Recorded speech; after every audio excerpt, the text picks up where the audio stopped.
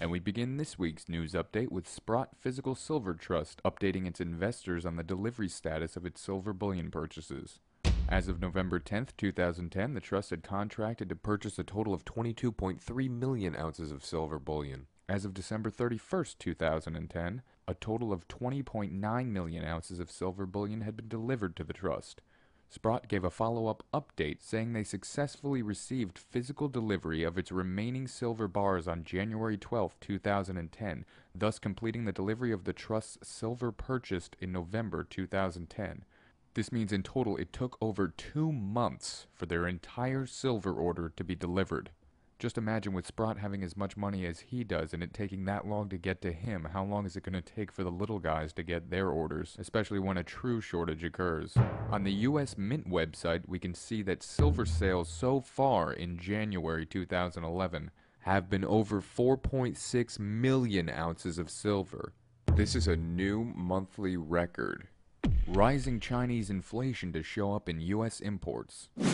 When garment buyers from New York show up next month at China's annual trade show to bargain over next autumn's fashions, many will face sticker shock.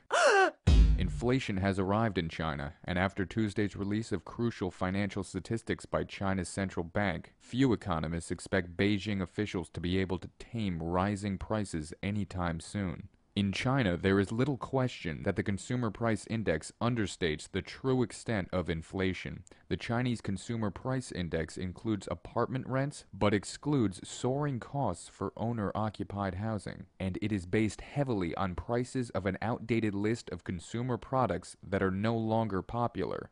An economist at the Beijing Institute of Technology said that a more accurate gauge of inflation would show consumer price rising 10% a year. The National Bureau of Statistics has said it is actively studying ways to improve the Consumer Price Index. As an aside, it's very important to point out that the media acknowledges how China's CPI understates inflation, but the New York Times or anybody else in the mainstream media for that matter never talk about how the US CPI understates inflation. Because of geometric weighting and hedonics, real year-over-year US CPI growth last month was not 1.5% like reported. NIA estimates real U.S. price inflation to currently be somewhere around 5%, meaning inflation is already well above the Fed's 2% target. And if they want to stop inflation, the Fed needs to begin rapidly raising interest rates immediately. Public strongly opposes debt ceiling increase. The U.S. public overwhelmingly opposes raising the country's debt limit, even though failure to do so could hurt America's international standing and push up borrowing costs. Some 71% of those surveyed oppose increasing the borrowing authority, the focus of a brewing political battle over federal spending. Only 18% support an increase. The poll underscores the current task ahead for U.S. lawmakers as the debt nears its current ceiling of $14.3 trillion. As a reminder, Treasury Secretary Timothy Geithner last week warned that its failure to raise the borrowing limit in the coming months could lead to catastrophic economic consequences. Riddle me this, Mr. Geithner, if we are in such a recovery, how could we be so close to catastrophic economic consequences unless we keep borrowing? And for those of you out there who don't think that we're going to increase the debt ceiling, let me just say that not if they raise the debt ceiling, but when they raise the debt ceiling. They will be acting directly against the wishes of the people who put them in office. U.S. initial jobless claims rise to 445,000. The number of first-time claims for unemployment insurance payments jumped in the first week of 2011 to the highest level since October, as more Americans lined up to file following the holidays. We're taking steps in the right direction, though it's not enough to move the unemployment rate down precipitously. Indeed, it's not. In 2010, 2.9 million properties received foreclosure filings, an increase of 2% from 2009 and 23% from 2008. The figures would have been worse if not for a surprising decrease in foreclosures towards the end of 2010. This just goes to show you more proof that the USA is number one. Gold imports by India, the biggest bullion consumer, likely reached a record last year driven by investment demand, according to the World Gold Council. Purchases were about 800 metric tons compared with 550 tons in 2009. Imports at that level would be the highest for India in its history. Demand for bullion as investment in India surged 73% in the year ended September 30th, according to the World Gold Council data. Purchases by the Asian country this year will remain strong. Price is no longer a factor.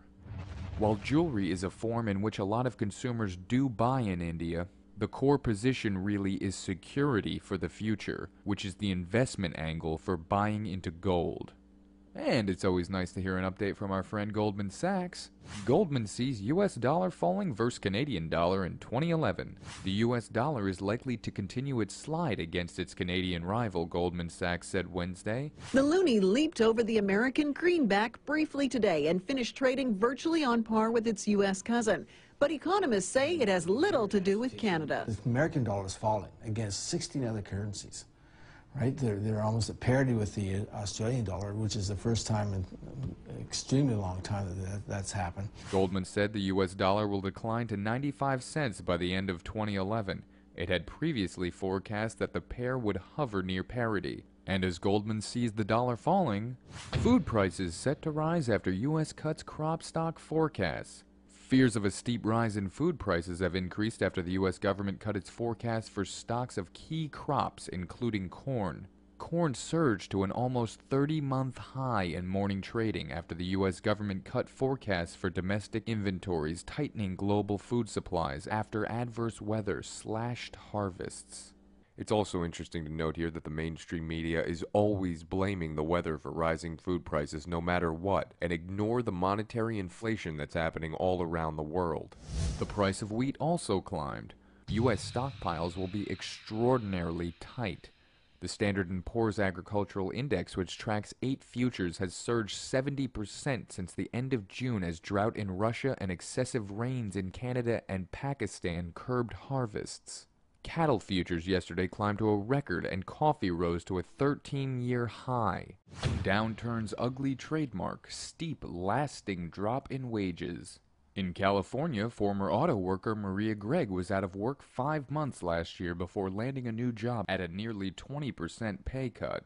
In Massachusetts, Kevin Cronin, who lost his $150,000 a year job as a money manager in early 2009, is now frothing cappuccinos at Starbucks for $8.85 an hour. In Wisconsin, Dale Szabo, a former manufacturing manager with 2 master's degrees, has been searching years for a job comparable to the one he lost in 2003. He's now a school janitor.